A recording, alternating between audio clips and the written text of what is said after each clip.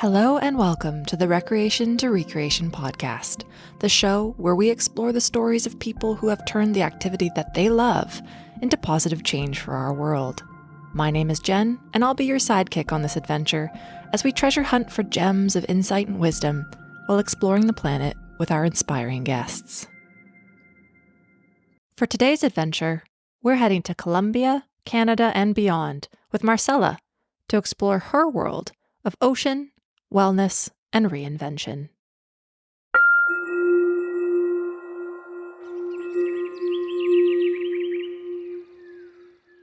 Marcela, how are you today? I'm great. How are you doing? I'm very well, thank you. Thanks so much for joining us. And thanks for having me. I'm so excited to delve into so many things today. But before I do, I would love if you could just get us situated where you are today. Absolutely. Right now I'm in Toronto. Beautiful summer day. So yeah, I was in the Caribbean most of the beginning of the year. So it's nice to have some Canadian cooler weather. Absolutely. Yeah, it's beautiful. I'm in Ontario as well, so it is a beautiful summer day. So we can both enjoy the sunshine pouring in through the window as we have this conversation. Yes. I really just wanted to start by congratulating you on winning first place and breaking 2 national records at the Colombian Cup for freediving in May. Oh, thank you. And next up is World Championships. So will this be your first time going to that? No, this will be my second year. So I'm really excited about it. Last year was my first time, and that was in Turkey. Okay, so cool. I can't wait to explore more as we dive deep into this conversation. But let's get down with these weird and wonderful questions because they always make me laugh. Cool. Okay. So, what is your favorite day of the week? That's a hard one. I don't know. I feel like I don't live a normal lifestyle. So most people would say like Friday or, because I have the weekend. But I sometimes, weirdly enough, sometimes I like Mondays. Because usually my line of work or, usually you seem to be very active on the weekends. And sometimes a Monday is more of a layoff day or just a day to just sort of start off your week and set the goals and, I don't know, reset. But, obviously the weekends are fun. What's your opinion on wearing socks and sandals? That's very Canadian. Yes. I'll leave it at that. Perfect. Very neutral. Diplomatic. I love it. Do you have a favorite mythical or imaginary creature? Not really, but I'm a bit of a hippie. I'm very spiritual, so I do talk to, I don't know, beings of light and angels and whatever is that, like universe, nature, like that sort of maybe my more musical conversations, if that makes sense. But as of a creature itself, I wish there was a mermaid or something like in the ocean. But I feel like maybe you are a mermaid. Maybe I'm a mermaid. Yeah, and I also think your first answer was perfect. I don't know if they really apply to imaginary or mythical, but I think it's a beautiful answer regardless. I'm also quite spiritual, so I'm right on the same page with you. Awesome. So if you had to pick a flavor to go with chocolate, what would it be? A flavor to go with chocolate? Banana. Yum. I just read banana chocolate pancakes. Oh, perfect. I am on point today with my questions. All right. So what is the name of the street you grew up on? It's really boring because it's like numbers. It's in Bogota, Colombia. And it's called Carrera 12B, which is literally like street 12B. So nothing too exciting. Interesting. So is that very common? Yeah, we don't really have, like the big avenues have names, some of them, but anything else, like all the streets have like numbers, and then you have it's very organized. The streets and then carreras are the ones that cross the main streets. So yeah, it's very like numerical. Oh, cool. It's just like a very grid-like. Exactly, yeah. Organized. You knew exactly where you were going. Sort of. It's also a very messy city. So I think they try their best. Do you have a nickname? Yeah, I think I have many throughout the years, but I think Monko, people used to call me, well, my family used to call me like Mika, like monkey, little monkey, because I was always climbing stuff and making faces. And then that sort of translated to English in monkey. And then there's a long story, but basically Monko was like the nickname that I was given. It's amazing how those things change and shift over time. I Yeah, have exactly. a similar story from my sailing days. My nickname ended up being Potato. So we'll, Potato. we'll leave that up to everybody to figure out how we got there. But but that's perfect. So those are our weird and wonderful questions. I hope you enjoyed them. I always Yeah, it do. was funny. I like to start these episodes by really doing a bit of an origin story. So I would love to hear about, we already touched on where you grew up, but I would love to hear more about what it was like, your childhood, and what were you passionate about growing up? And have you always been passionate about the water and oceans? Yeah, absolutely. So I was born in Bogota, Colombia. So that's the city, the capital city of Colombia. I grew up, so that's right in the mountains, 2,600 meters above sea level. So I was really away from the ocean. However, I was born into a very adventurous family. My parents loved to travel. Like every year, we took very big adventures to places in Colombia that most people didn't dare to go. But I only get to see the ocean for the first time when I was 6. I was put in swimming lessons since I was like 4. So I grew up swimming and doing ballet. I was a ballerina. That's basically my childhood. For what I remember is swimming, training, and then dancing, and all the weekends like going away from the city to do some hikes or anything to do with nature. And then of January every year, we go for a month either camping or mostly camping actually for like a whole month. My family would Wow. take everything with them, like tents, big tents, and mattresses, pots. Like it was actually hilarious. How people used to travel back then. Yeah, I went into the ocean for the first time when I was 6, in the same place that I won the competition last month. Oh, So perfect. yeah, it was awesome. I was in the water, even though it was a swimming pool. It was always a place that it was my life, right? I've been in the water. It was basically my life, and I remember didn't really like the city. It's a 12 million people city, and I never really connected too much with it. But whenever I was swimming or we were outside, that was always what it felt like. When I think of home, that's what I remember. And then growing up, I continued to swim until I was maybe 13, 14, and to dance. So those were the two things. But ocean only came later. I think when I was 14, 15, I went to the same island and I did my first scuba dive. And that's when I fell in love with it. I was just like, oh my God, this is amazing. So I decided to, not decided, but it was something that I was like, I really want to do something about it. And at the age of 16, I left Colombia. I think the fact that I was in a family that loves traveling and adventures, like it was only natural that I wanted to do the same. So I really thank them, because I feel my spirit, it was all made because of the experiences that they gave us as kids. I think it's beautiful to nod to our parents and our families, especially if they are something that you can really recognize played a huge role in what shaped you and what you're doing now, and also allowed you to be who you were from a very, very young age. I feel like 14, that's a pretty young age to be getting into something like scuba diving. That's awesome. I only just certified last year. I can remember that first breath underwater. I mean, I've done a lot of snorkeling and tried my hand at freediving, not like you do, but literally just holding my breath and going down and hoping for the best. So Yeah, that is I'm freediving. Yeah. excited to learn more, and it's definitely something that I would love to explore. So I'm really That's excited to awesome. have this conversation. There's something about breathing underwater. Like when you first scuba dived and then later when you learned to free dive, what is the feeling that you get when you go underwater? I think it's a.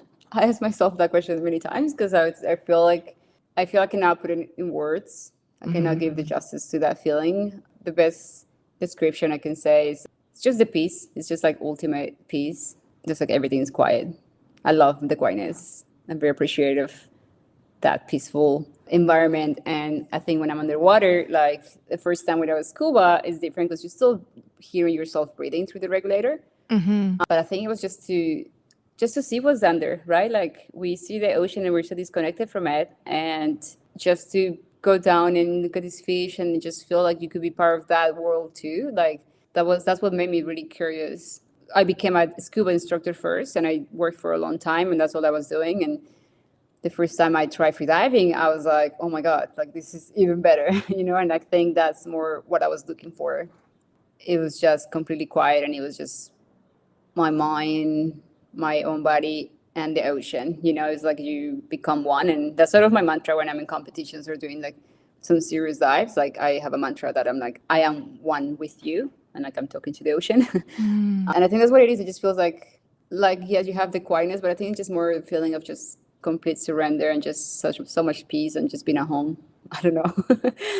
It's hard to describe that. I absolutely love that. I have so many questions, but one of the things that I wanted to get onto later was, meditation and mindfulness. And I feel like this is really another opportunity to experience it. As you said, it's that complete surrender. When we're above the water, there's so much more noise and distraction. And as you said, when you go underneath, and I can kind of understand both, because with scuba diving, yes, you can hear your breath and it's actually quite exaggerated. So in many ways, I remember when I was learning, they were like, deep, slow breaths. And I found that quite meditative and relaxing. And then I can imagine with freediving, it's even like a step beyond that. As you said, that silence and surrender and being one with the ocean. And I love that you have that mantra, because I try to practice that kind of mantra every day in my relationship to the world around me. So that really resonates with me. That's beautiful. And so did you discover freediving quite early on? Same sort of timeline as scuba diving? Was it quite soon after that? Sort of, yeah. Like I moved to New York after Colombia, and then I moved to Canada, and I went to school. I wanted to be a dancer, and then I realized that I went backpacking to Southeast Asia for the first time, and then I saw people teaching scuba diving, and I was like, I want to have the island life. I want to do this. So I did move there like 2010, I think 2011. So I finished I became an instructor for school, and I was teaching that. And in 2011, I was taking some for the advanced course for scuba diving. You do have different dives that you have to do, and some others are optional. One that almost everyone has to do is a deep dive to 30 meters or like 100 feet. So I was taking my students to that deep dive in Chumpon Pinnacle, which is a beautiful pinnacle in Koh Tao, Thailand. And then I saw these guys coming down with monofins, wearing like black wetsuits and no tanks. And I was like, what are these guys doing? That they look so cool. And I was just like, I remember it was like high season, so I was really busy working and doing like teaching like course after course, back to back. But as soon as I had like 2 days in between, like I booked my first freediving course. I was introduced to it, but I was still very involved in scuba, so I kept working and doing everything. But like very slowly here and then, I would like book like a fun dive for freediving. Like it was a very slow progress. So like it was very early on that I saw it and I knew that's what I wanted to do, but it took me a while to make that switch. You've spent a lot of time internationally, pretty much all over the place, which is really fantastic. And I noticed also that you've worked on yachts. When I was in my sailing days on a research and an ocean sailing vessel for Pangea Explorations. And nice. We spent a lot of time through the Caribbean for a couple of years. We would see these big yachts go by. Yeah. And go, wow, okay. We kind of felt like you were the cool ones. Yeah. I would love to hear a little bit more about your experience there. Were you teaching scuba diving on these yachts? Yeah, I was. So it wasn't just like my sole job. I did some diving liveaboard boats. And I was also working in a lot of my time in Canada. I worked on a lot of restaurants and like fine dining restaurants. And then I started working in hotels. I lived in Australia for a while as well. And I was working in like a 5-star hotel. So I think there was like a lot of experience from both worlds. And I had a friend one time and he was like, you should try he called it the white boats. In Australia, they call it the white boats. He's like, you should try that because you have like the whole hospitality background plus the boating and diving, So I applied for some jobs. I did some freelancing gigs. And I got to say, like, I did get most of the jobs because of the diving experience. But that wasn't just it. Like, usually when you start, you are either like a stew deck, you help like a stewardess, you help in the interior, then you help on deck. But when the guests want to go on the water, like anything, then you're like the water person. So you take them. But it wasn't just like, I'm just hanging in the yachts and like, I'm taking them diving. Like I wish, but yeah, it wasn't like you had to work pretty hard. It's nice that you get the option to also go in the water. I was very specific when I was taking jobs. Like I needed to make sure that I usually work for private boats. I like to go for families that were active in the water because that meant that we have more time to do that. But I could never be in a boat and like not jump in the water, at least 10 minutes in a day. So yeah, I think I was quite lucky with that.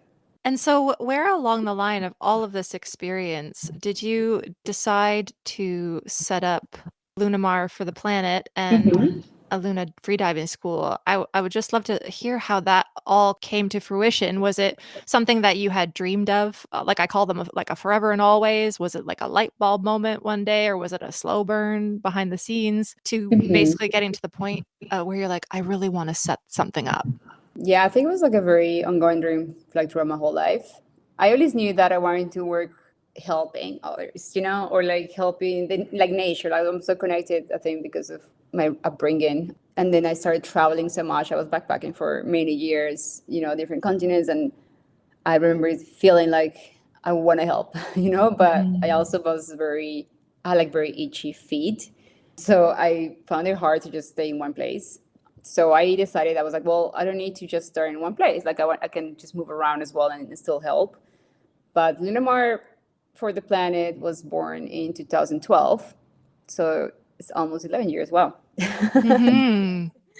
And basically, what I decided to do is that because I am not willing to settle in one place and open like my own project somewhere, then I was like, what if I raise funds doing things that I love to do or I know how to do, and then I support all the projects that are already doing it, right? So the first idea was that I wanted something with the youth and then ocean and earth. So we were in Africa and Latin America and Southeast Asia.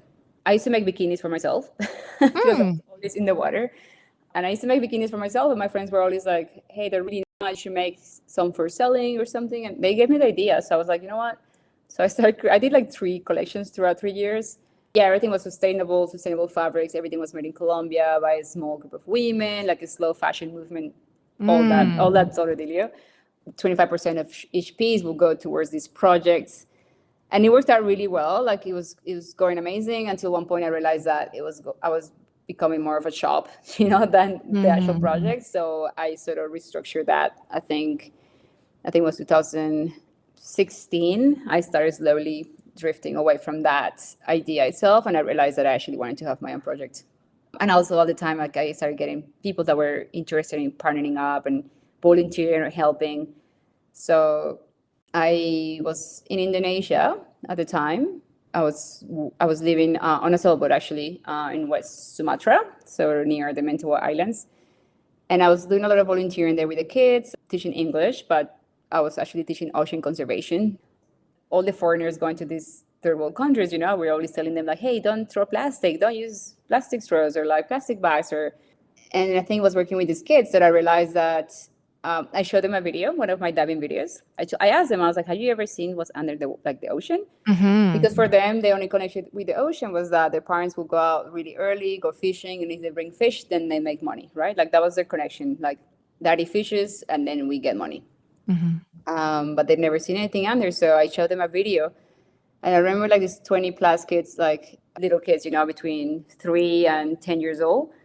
And they're all like in awe, like their jaws just dropped and everyone's quiet and they couldn't believe, like they were just looking at the little fish and the reef, and they were like amazed by it. And that was the moment that I say, okay, I do want to, I need to work with this, right? Because I realized that we come to these countries and we try to force them to like fall in love with something, protect the environment, the ocean, the earth, but like they don't understand it. So at that point, that's when I understood that you can't protect something that you don't love, right? And love something that you don't understand.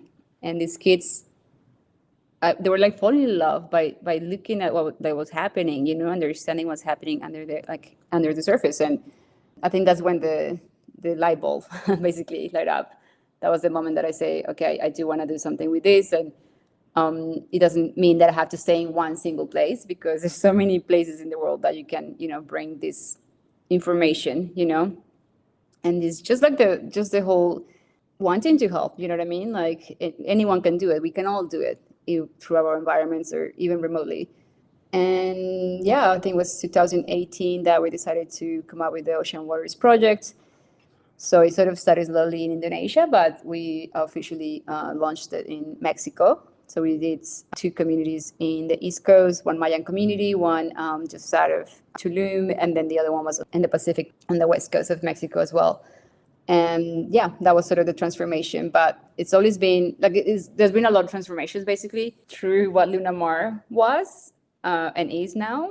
But I think the idea behind it of always working for conservation and all through helping others in the community it's always been important to me, and that's what sets my heart on fire basically, like when I'm able to help others and see progress and see how, like, I remember the first time like one of the little girls in Indonesia came to me and she said, out of, I don't know, if I had 20 30 kids, she came back and she's like, hey, I actually went to the supermarket with my mom and like I took my backpack, I told her to not use a plastic bag, and for me that was like a huge win, given that Indonesia is one of the most plastic polluted countries in the world. And there's no education, there's no information about like all the consequences of plastic pollution. So for one little girl to say that in such a small island, does for me proof that if we try and we give our best, if it is just 1 out of 30, like we're making a huge impact. Oh my gosh, there's so much in there. So I know.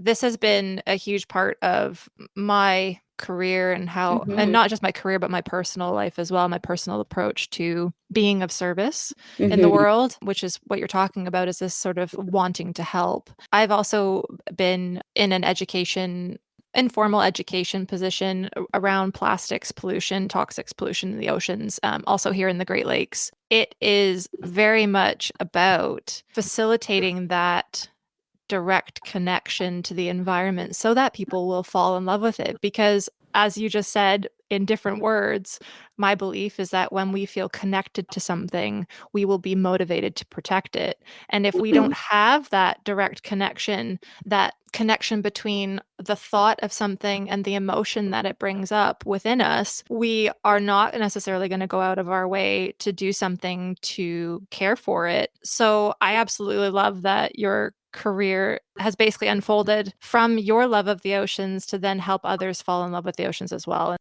this really came to me when we were going through the Caribbean and did quite a bit of education in schools around plastic pollution, ocean health education. And it was a real eye-opener for me that swimming, the resources just aren't there, and that's understandable. We are so fortunate here, and I find that the notion of privilege coming up time and time again in all the conversations I'm having on this podcast, because, and I had someone, this was not during an interview, but I did a presentation.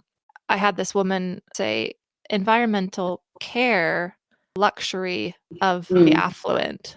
When you're trying to, feed your family, make ends meet, your priorities are different. So how do we start to create these connections and facilitate the falling in love with something so that care for it becomes natural, it becomes a part of their everyday life and their way of thinking, regardless of circumstance? Yeah, absolutely. That's basically one of the biggest things that I say, well, have you ever been under? And we remember taking these kids in Indonesia to the water and like they don't even know how to swim, right?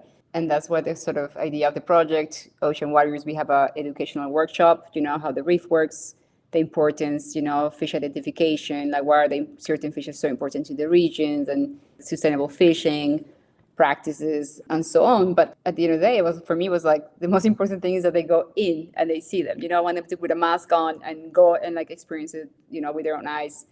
But then we have to start somewhere, because these kids, some of them won't even enter the water, right? They're petrified of water. I was working as a scuba instructor throughout like Southeast Asia, Caribbean, Mexico, like a lot of developing countries. And out of all these areas, 90% of instructors were always foreigners. That's changing the last couple of years, but still there's a huge difference, right? Just the fact that these kids learn how to swim, that's already a huge win. So with the projects, we want to, certify them as free divers, but we got to start somewhere. We got to start with mindfulness, making sure that they can breathe and they're okay entering the water. The second thing is like, okay, let's blow bubbles in the water, step by step until they know how to swim. For example, with the kids in Mexico, we're still in that stage. Most of them, actually all of them now, they can put a mask on and like they will enter the pool. but we're still working with others that they're so scared, right? So they don't want to leave the side of the pool, or so just that, like being able to go to different places where we can give that to them, introduce them for something like an incentive that is exciting, right? Like we're gonna learn to swim so we can go like see fishes, not just like swimming for swimming.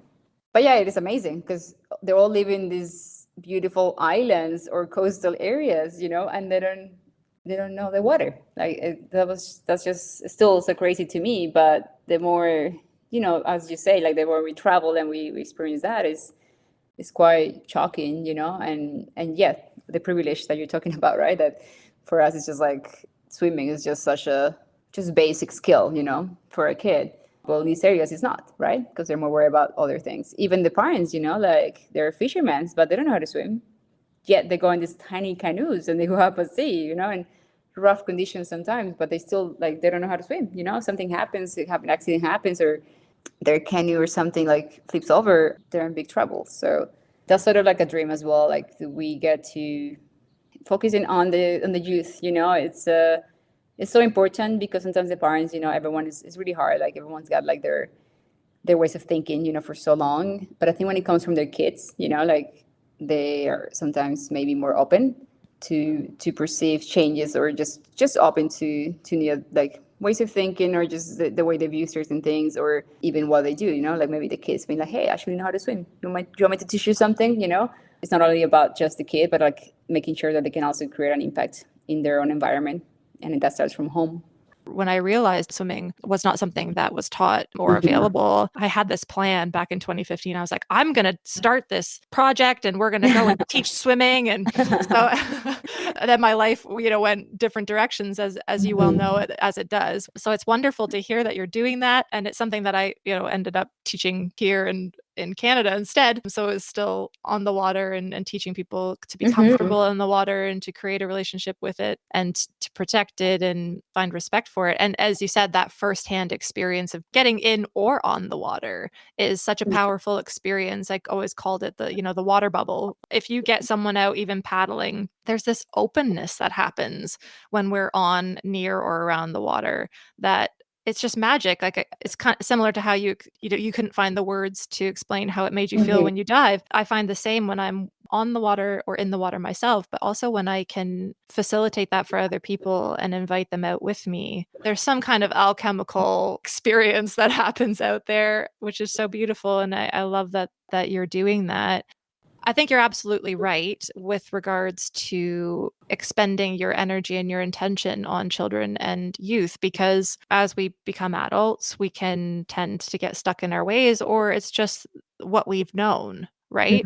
And in order to break out of those sort of fear-based patterns that we get into as we get older and experience all these things that can potentially stop us from living fully, if we can intervene at a younger age and say, hey, there's lots of optimism and beauty and things out here to experience that can give them the heart to then go forward and say, actually, you know what? I'm going to change this up.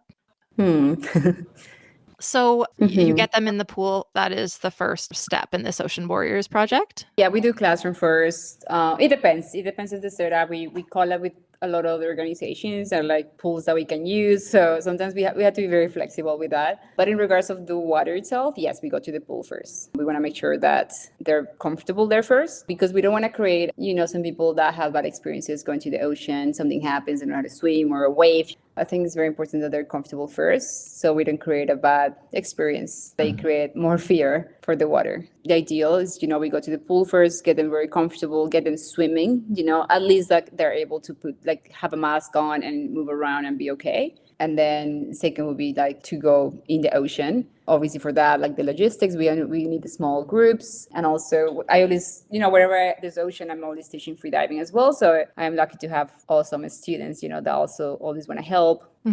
Or water people, people that are like surfers or anyone that is, very comfortable in the water, that come and help us basically. I think the first thing is getting them in the right mindset, working mindfulness, how they breathe is so important. They try to change the type of breathing, like when they enter the water, even if it's just a pool, because they get so anxious and nervous, right? So that takes a while, but that's sort of the beginner level one sort of stage of the project. I also noticed you're a yoga and a breath instructor as well. So was that something that you were, and a mindfulness coach? There's so many things. Were you interested in mindfulness and meditation before freediving, or is that something that came from getting into freediving? I was actually talking to a friend the other day, and I was saying that I feel like my first experience with meditation when I was like 4 or 5 years old. My ballet teacher in Colombia, she used to sit us at the end of the class, and she used to teach us how to meditate. But we didn't know what was going on. But she will just say, "Hey, think of a lotus flower inside your head, and every time it turns one way, it goes one color," And it was very creative. But we will sit there, in a lotus position, and like, we will do ohms, and I didn't really understand what was going on, but I just remember feeling really good. And there was a lot of teachings that I took from her throughout my whole childhood. Like, so when I was sort of introduced to the spirituality world, maybe there was a lot of things that were not new to me, right? And I feel like I was always very curious, and I was always reading books. And I think throughout my travels, I met very interesting people, especially like around, I don't know, like India, Nepal, certain parts of Asia. I feel that I connected with some people that, how do I say this?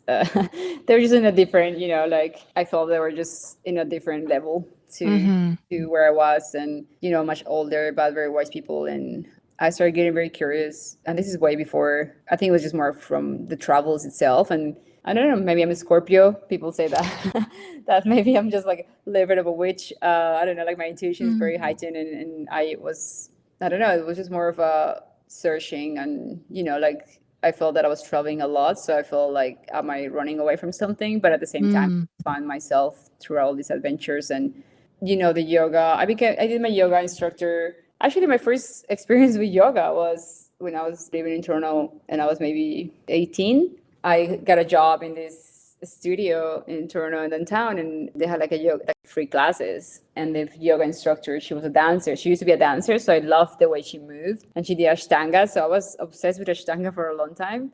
I think that the whole meditation, like mindfulness aspect, I don't know, I think just came throughout the years and through the experiences, and just more of a curiosity of like wanting to know more and to connect more with who I really am. So when I found freediving, it just felt it was perfect, because those were big aspects about it. There's a huge aspect when it comes to meditation that is very well connected to freediving. So I felt that everything that felt important in my life all came together in one practice. And I did my yoga instructor like in India after that, but I've already been practicing for a long time. And it was just more like I wanted to learn more and have the experience so I can provide that as well to my teachings. But yeah, I think that sort of came together. At the right time. I think that, I don't know, I found this in my own life, that there's periods of time where we do that external searching for meaning and purpose and who we are. And then we realize that I can actually just close my eyes and I can tune into who I am, no matter where I am. Yeah, exactly. I feel like I had a time where I was obsessed and addicted to like all healing, all medicine, like, anything to do with like external. And I thought it was amazing because I get to meet some amazing people and have amazing experiences. But something I learned is that I always had the tools inside of me, right? Like I just sort of needed like those mirrors for me to talk it out, or, say things out loud, or just pay attention and realize that I knew the answers always. I just maybe didn't have the connection to fully trust my own intuition. But yeah, I think after like so much, you name it, anything that like meant like, sitting down in a group or just with one person and just digging deep. And, I did so much of that for so many years that after a while I was like, oh, I feel like I've sort of passed that, and I'm finding more answers just going inwards. So I think it was all necessary and needed, like that was there for a reason. But I definitely feel that freediving is that for me. It's very, very inwards. There's nothing.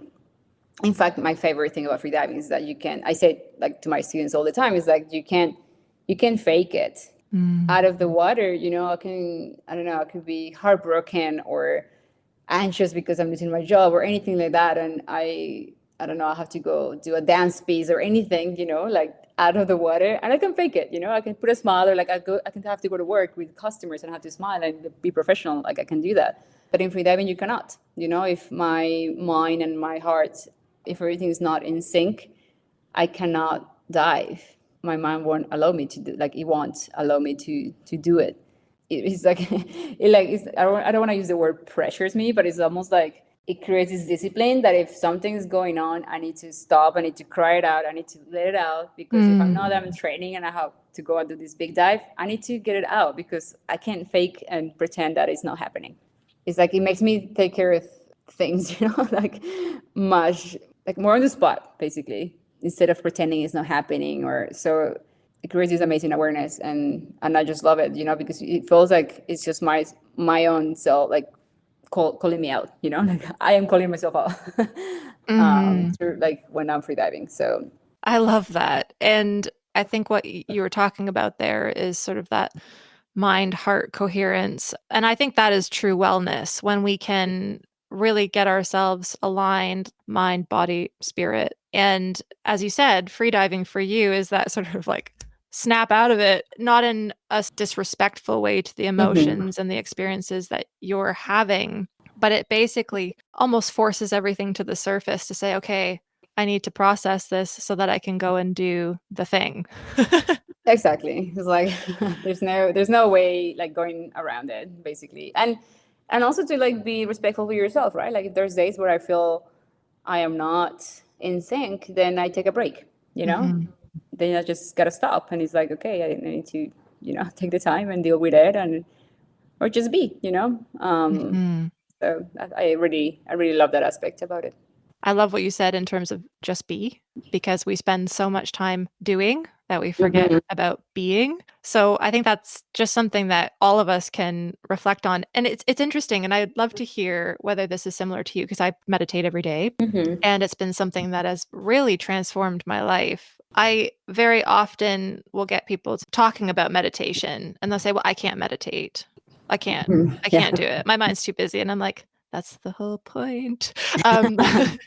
So I would love to hear from your perspective. When someone comes to you and they say, I can't meditate, what would you tell them? Yeah, absolutely. So if, I work with many people that meditation was absolutely new to them. And, like the saying, you should meditate 10 minutes a day. And if you're too busy, then you should meditate an hour. Because if you think you're too busy to give yourself 10 minutes, then something's really wrong. I think for a lot of people, I get that all the time. Like people say, I cannot sit down still and close my eyes and just relax, right? So there are ways. I don't believe that you need to sit in a lotus position, close your eyes, and just blank your mind. Actually blanking your mind is really hard. So I think we all have to work with what works for us. I've noticed that certain times in my life, walking meditation, that's what I was the most focused on. So I couldn't like maybe sit down for a long period of time. But if I'll just go walk outside and like talk to the flowers, or just like count my steps and just pay attention to everything in the ground. So I feel like meditation is just bringing awareness to the moment, to the present. If you like knitting or sewing, for example, you can turn that into your meditation, like something that also brings pleasure to you. Cooking, if someone can just put some relaxing music and just focus on chopping vegetables or something that's like they're passionate about, you can start with those ones and then like slowly, move into more of a settle like state of meditation. But as long as you're paying attention to the moment and to your breathing, you can walk around but like still feel that air, connect to the air and the energy that's going inside to your lungs, and then what's exhaling, what's happening to that CO2 going out in the world. Like I feel like there's many tools and skills for people to create their own practice. But it's very common that people think that if they cannot sit, for like half an hour and be still and their mind doesn't shut up, like it's hard.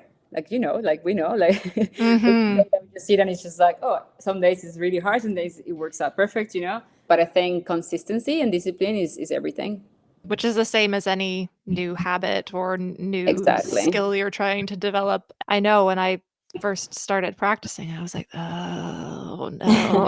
It's actually amazing how when you sit down to do it, when you first start, it can actually be even more overwhelming, because for the first time, your brain's like, oh, you're ready? Cool. I'm going to give you everything all at once. Yeah, exactly. Like I think creating like step-by-step experiences, like Hmm. little by little, and you build it up. And I Yeah. think that's why breath work is so powerful because it gives people Hmm. something to focus on and Exactly. try and find a piece of instrumental music that you find calm yet engaging Hmm. and match your breath to the music and Hmm. just try to focus on that. Music's something that I think can be very evocative for people. And so I think if we can practice with the same piece of music every day, all of a sudden it almost drops you into the meditation Hmm. faster because you associate that song with the practice of slowing down and getting quiet and focusing on your breathing. Yeah, music is actually really important. I think all of this is so cool and I could nerd out about it for like a really long time. So it's wonderful to be having this conversation with you and I really Hmm. appreciate it. And I would love to continue talking about it, but I've got other questions and I want to be mindful of time as For well. sure. So when I was looking at Lunamar and Aluna Hmm. freediving school, the two words have Luna in them. So I'm curious for you to maybe share how you chose the names for your initiatives and what they mean to you. So that was more of a coincidence, to be honest. But I guess nothing is actually a coincidence, right? Like Lunamar, I I remember looking for names, and I was just like, I don't know, because I was also gonna have like a swimwear line at the time, and for me, it was all about the waves. I used to call it like create the waves of movement, like the movement. Like I was trying, there were so many like campaigns that I tried to sort of start at the time, and Luna is moon, but Mar is also the first three letters of my name, like Marcela. But Mar Mhm. means this sea in Spanish. Mhm. So for me, it was like that relationship of the moon and the sea creates such a big impact, right? It creates movement, like it creates just waves of motion. And I don't know, it was something to do with that. Also, my little niece is called Luna. And I don't know, there was a lot of things about it. I was like, yeah, I like it. Luna Mar.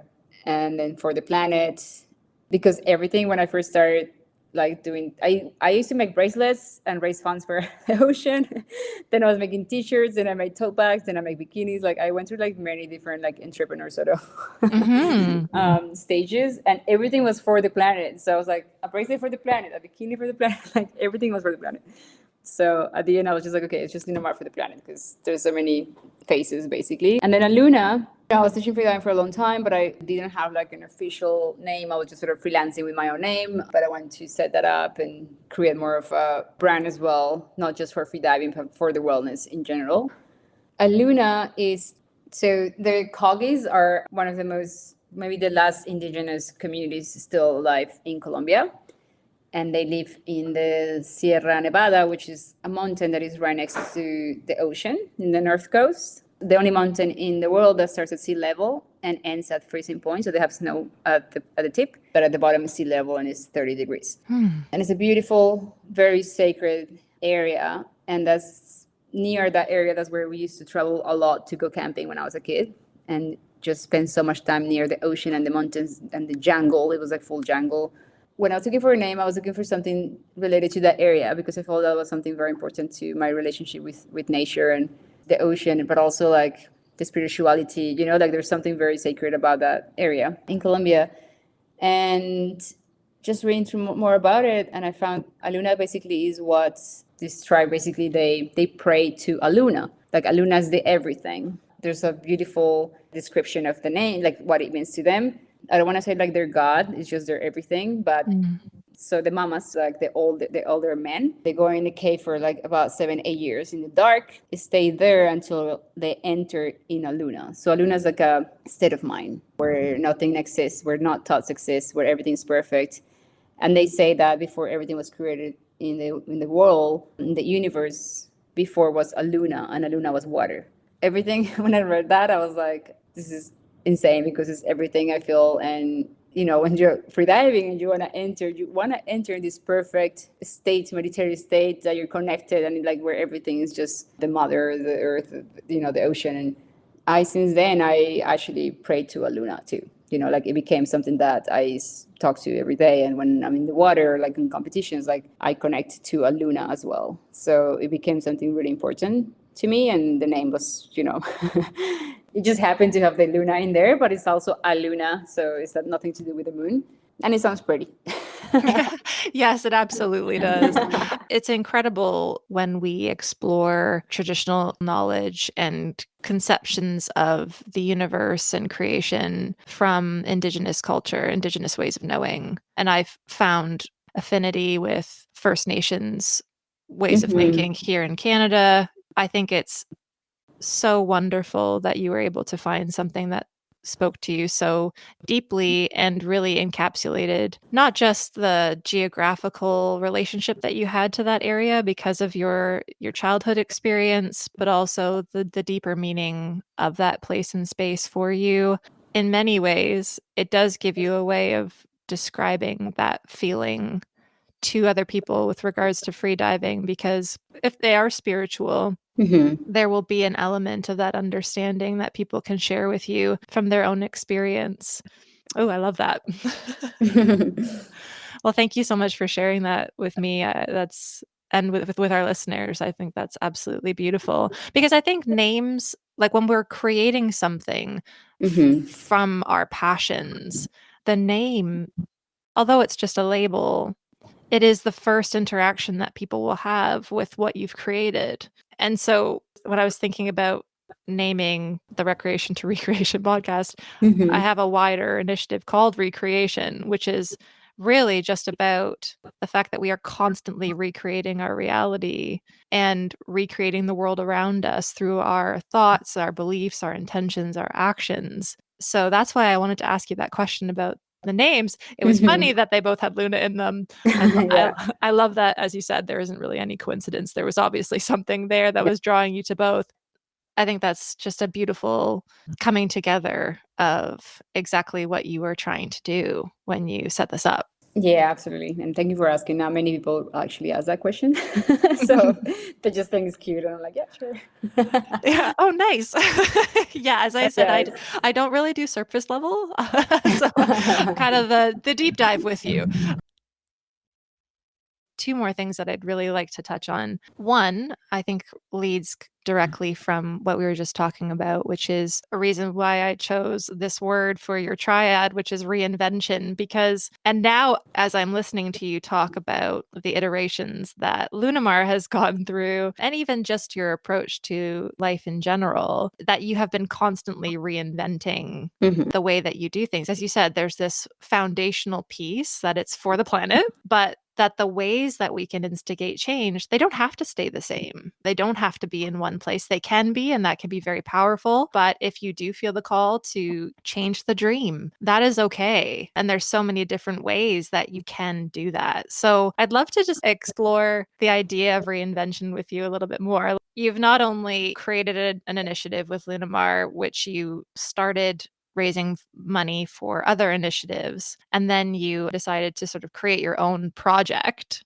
So what has been your most rewarding and your most challenging moment in terms of running your own initiative? I think the most rewarding is definitely just seeing the kids, specific to Lunamar and the project, just seeing them swimming, like see a kid, like I had a kid, for example, in Mexico, that he was petrified of water. And then to have him like enter the water and, like I'll have him like in my arms, just floating and talking to him and breathing and just seeing how, kids that maybe, never thought that they will have the chance to do something. And then all of a sudden you see them the next week come back and they're excited about it instead of being scared. I think seeing that I was able to change the connection to the water for certain kids. So I think that's the most rewarding. I love seeing them like laughing and smiling, and like losing that fear and just being excited about it. That's the most rewarding thing. And the challenging at the beginning stages, wanting to be an entrepreneur, and I will have so many ideas. And I think it was a challenge to like focus on one. And also something that I've noticed that was really challenging is like asking for help. I'm a perfectionist and I wanted to do everything myself. I did my own website, I did my own social media. I was my social media manager. I was my accountant. I was I was the facilitator. I was looking for like the grants. Like I was doing everything myself. It was very challenging for me to ask for help and also trust that someone else will care for it as much as I do. And then I did, and it was also become something really rewarding. It goes basically to answer the other question too, is seeing friends that people that wanted to collaborate and see how much they care about my own project, as if it was theirs. A challenging part, but it ended up being something very rewarding that others could connect to it as much as I do. And obviously the uncertainty of, you never know if you're going to have the funds or not. And a lot of times, and most of it at the beginning, it was always out of my pocket. Every course that we teach through freediving, through Aluna Freediving, or I'm developing a different side-to-side platform that is Aluna Wellness, that we're focused more on like mindfulness and coaching and wellness coaching. And everything that goes through those channels, 10% goes towards the project, right?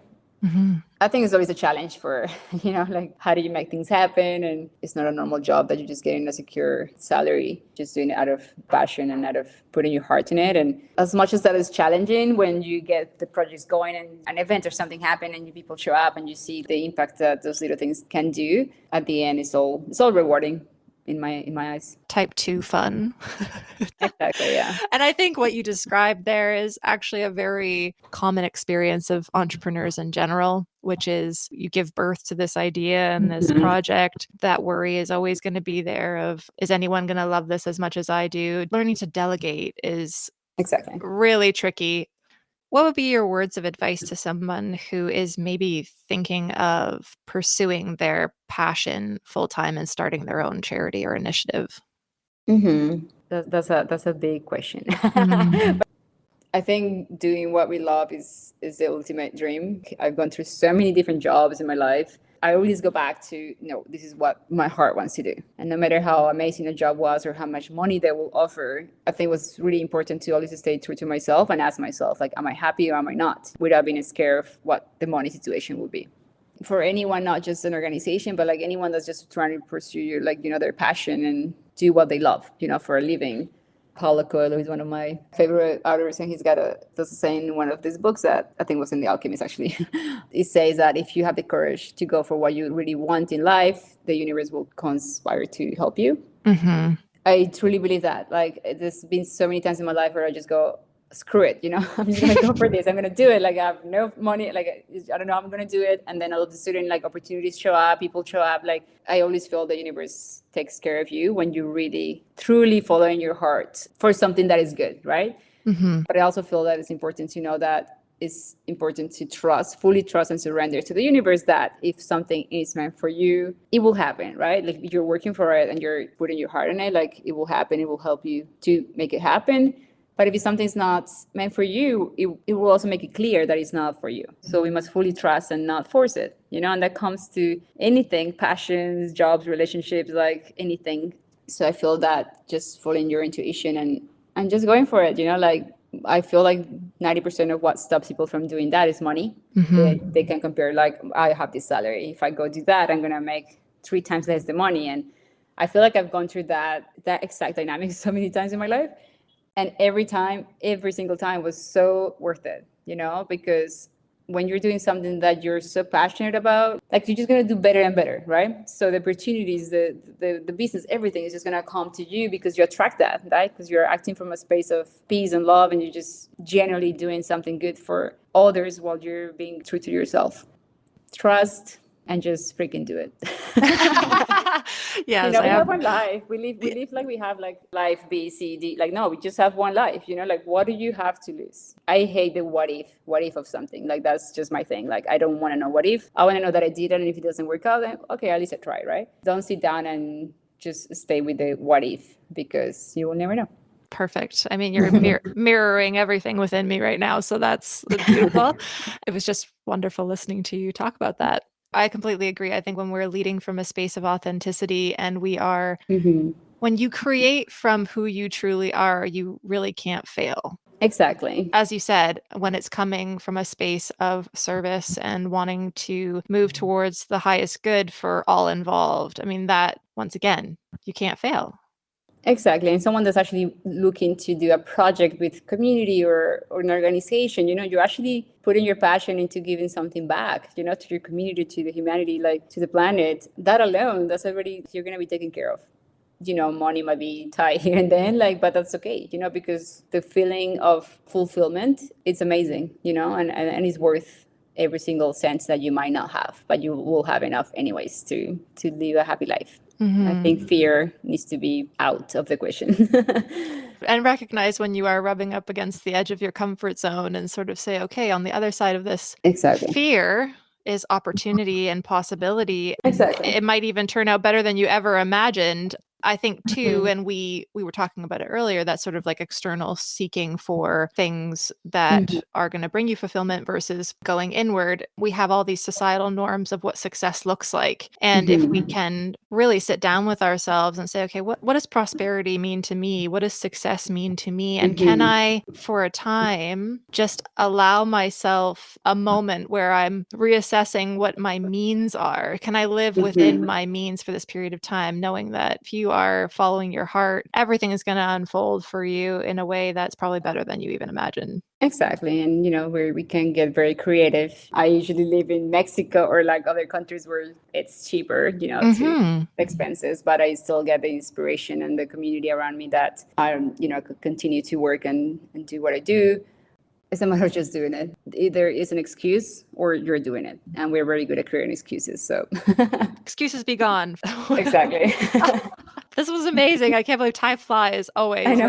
It's the best. First of all, we've talked about it quite a lot already, but this month for the Recreation donation, we are supporting your Ocean Warriors project. Perhaps you can share with our listeners what's next for the project, what their support will be enabling you to do going forward, and maybe how they can get involved or how they can best support. Yeah, absolutely. So as far as for the project in Mexico, we're still, the process is still on taking the kids to the pool, but our goal for end of the year is to have them ready and we can actually take them out. A lot of the donations that we receive are dedicated to that, to the boat, like boat cost and transportation and like meals for the day, for the kids. We have Bonassi is our official sponsor. They were really nice to give us all the equipment for the kids. But in regards of logistics and things like that, that's where our basically donations go towards too. So open water session with the kids, it was thanks to the Recreation podcast, for example, like listeners. And then we're also working to going back a little bit into Canada, also do more on the arts scene, mindfulness, working with youth, newcomers in Canada. We're looking to also expand and work with refugees. I actually am a refugee. I came as a refugee to Canada when I was 17.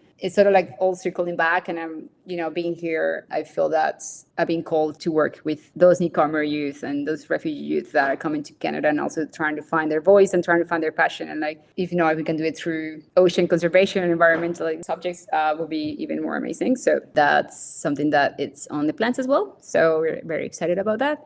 In regards of how they can help, we get a lot of volunteers that if they happen to be in Mexico or Indonesia, wherever we are, and we have a project active, usually send a newsletter and people are happen to be there, they can come and help out. Otherwise, any fundraisers, anything that we work for a company and, they can disperse like $100, we have something for like this month, they want to help someone, like we're always, that's obviously the best way for us to continue the project with the kids. But something that if we're gonna, plan to work in Canada with newcomers, and all the youth that are coming and trying to find who they are, through change of culture and languages, it's a huge change. And I went through it myself. There will be a lot of opportunities. So people can get in touch. We're on Instagram, Lunamar for the Planet, or it was our website is lunamarfortheplanet.org.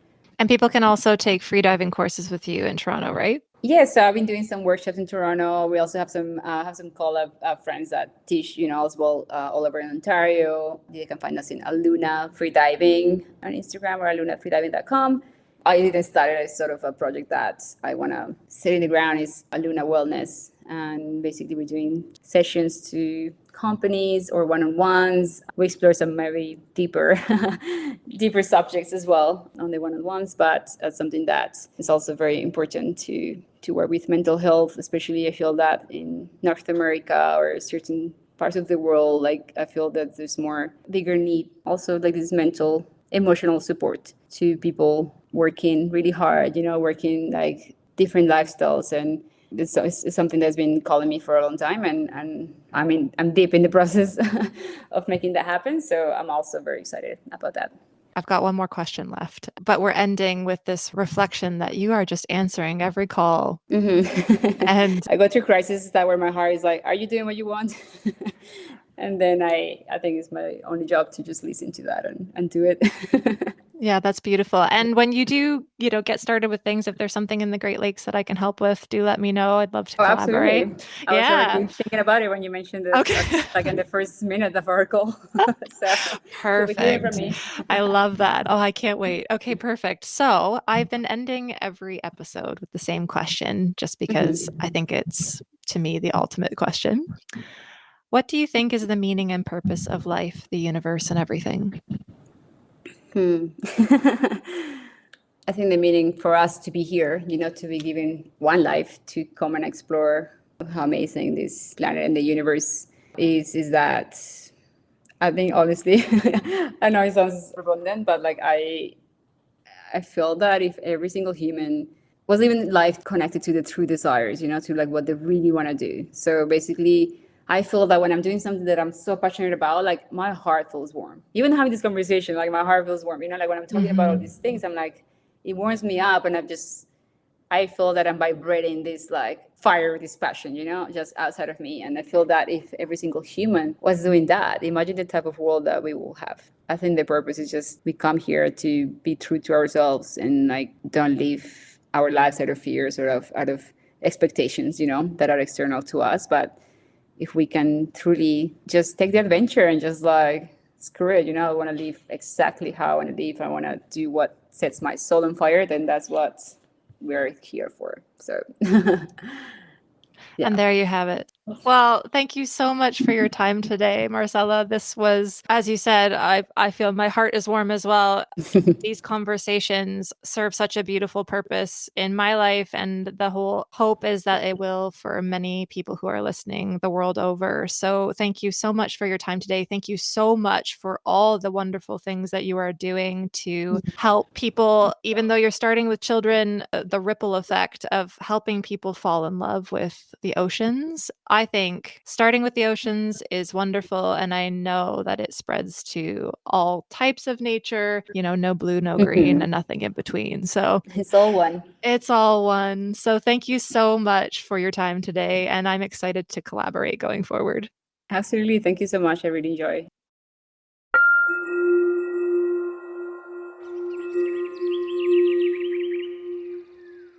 This month's Recreation donation is in support of the Lunamar for the Planet's Ocean Warriors project. As you now know from exploring with Marcela and I in this episode, this project runs workshops in coastal communities of developing countries for children and youth, introducing them to the ocean through swimming and freediving so they can better understand and appreciate reef ecosystems and be inspired to protect them for the future of our planet. Whether you can volunteer your time, money, or your voice, we hope you will head over to our Patreon page to find out the different ways you can support their unique version of recreation for the world. Please take the time to let us know what the stories we explored in this episode meant to you. And if you do take action to support this month's cause, thank you. Thanks for joining us for this episode of Recreation to Recreation. If you or someone you know has a unique and inspiring story to tell, make sure to reach out so we can share it with the world. Until next time, keep happy, keep healthy, and keep exploring.